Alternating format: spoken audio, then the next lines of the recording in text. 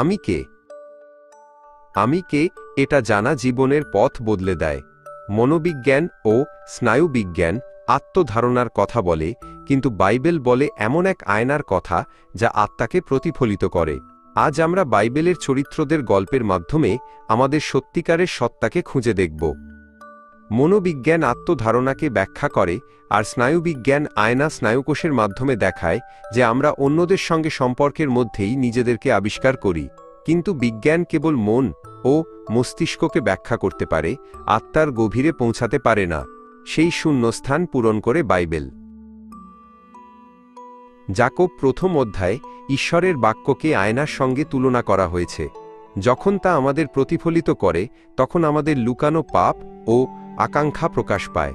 যদি বিজ্ঞান মনকে বিশ্লেষণ করে, তবে বাইবেল আত্মাকে প্রকাশ করে।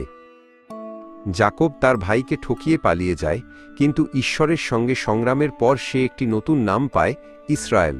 তার গল্প আমাদের শেখায় যে আমাদের পরিচয় অতীত দ্বারা নয়, বরং ঈশ্বর প্রদত্ত নতুন নাম দ্বারা নির্ধারিত হয়।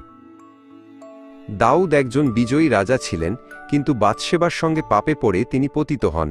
তবে অনুতাপে তিনি গীতসংহিতা 51 লিখেছিলেন। যখন আমরা আমাদের পাপ সত্যভাবে স্বীকার করি, তখন ঈশ্বর পুনরুদ্ধারের পথ খুলে দেন। পিতর 3 বার যিশুকে অস্বীকার করেছিলেন, কিন্তু পুনরুত্থিত প্রভু তাকে পুনরায় স্থাপন করে বলেছিলেন, আমার ভেড়াগুলিকে চড়াও। ব্যর্থতা আমাদের পরিচয় মুছে দিতে পারে না। ঈশ্বর আবার আমাদের তুলে ধরেন। এস্থার ভয়ের মাঝেও সাহস দেখিয়েছিলেন।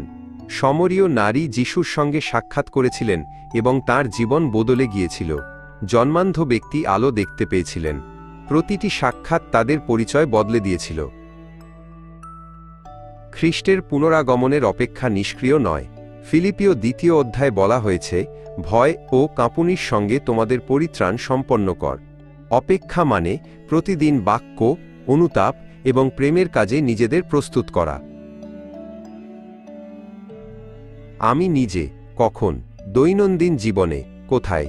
বাক্য ও প্রার্থনার মধ্যে। চুক্তি রক্ষা করা কিভাবে?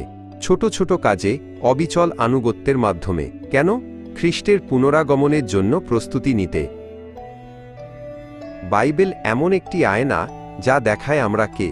যাকোব, দাউদ ও পিতরের মতো নিজের দিকে সৎভাবে তাকাও এবং ঈশ্বর যে নতুন নামটি তোমাকে দেন তা ধরে রাখো। তুমি প্রিয়, তুমি পারবে। আমি তোমার জন্য প্রার্থনা করব। Thank you for watching.